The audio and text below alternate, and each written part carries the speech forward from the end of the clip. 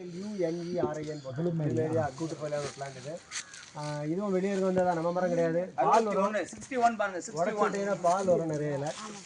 அதனால் பால் வர்ற எல்லாமே பாய்சனஸ், அதை கொஞ்சம் மனசில் வச்சுக்கணும். சாப்பிட்டாலும் சரி, கண்ணில் பட்டாலும் சரி, ஸ்கின்னில் பட்டாலும் சரி, எல்லாமே ஒன்றும் அலர்ஜியாக இருந்தால் அலர்ஜி. கண்ணில் பட்டால் கண்ணு கண்டிப்பாக போயிடும். அதனால் இதில் உஷாராக இருக்கிறது நல்லது. நிறைய நேரங்களில் வீடுகளில் கூட வச்சுருக்கிற நிறைய விஷ செடிகள் இருக்குது. வீடுகளிலே வச்சுருப்போம். டைஃபன்பெக்கியான்னு ஒரு பிளான்ட் இருக்குது. வாழை இலை மாதிரியே இருக்கும். வீடுகளில் எல்லா வீட்லேயும் உள்ளே வச்சுருப்பாங்க. பட் அது ஹைலி பாய்சனஸ். சின்ன குழந்தைங்களாம் சாப்பிட்டுச்சுன்னா அதுக்கப்புறம் சாப்பிடாது, தொண்டை அடைச்சிக்கும், உள்ளே வராது. உள்ளே வந்து சின்ன சின்ன கட்டிக்க ஊசி மாதிரி ஒரு பொருளுக்கும் அதுவே உள்ளே போய் சொருவி நின்றுக்கும். உங்களால் எடுக்க முடியாது, கண்ணுக்கு தெரியாது. மைக்ரோஸ்கோப் வச்சு என்ன கொண்டு உள்ளே கொண்டு வச்சு ஒன்றுனா பறக்க எடுக்கு, ஆயிரக்கணக்கில் போய் குத்திக்கும். அப்போ வாயை திறக்க முடியாது. இது மாடுகளுக்கும் இதே இருக்குது. மாடு சாப்பிட்டாலும் அதே இருக்குது. மாட்டுக்கு தெரியும், டக்குனு கண்டுபிடிச்சிடும்.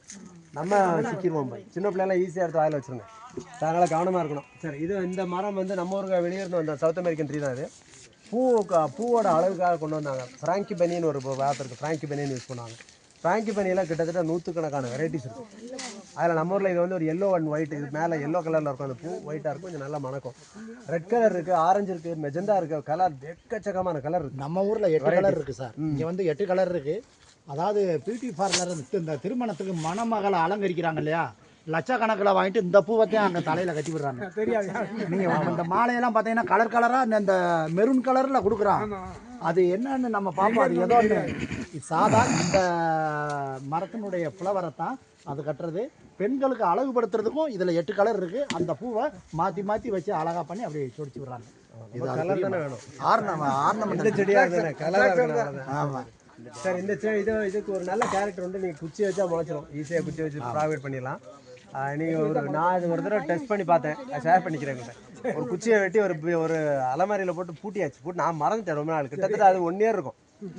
1 இயருக்கு மேலே. அதுக்கப்புறமா வேறு ஏதோ எடுக்கும் போது புக்குக்கு பின்னால் கிடந்துச்சு. வெளியே எடுத்து பார்த்தா அது 2 இலை விட்டுருக்கு.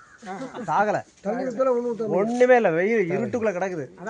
இருட்டது நிழல்ல இருந்தால் அப்படியோ உயிர் பழைக்குது. அவ்வளோ அந்த பால் வர்ற அந்த செடிகளுக்கு அது ஒரு கேரக்டர்.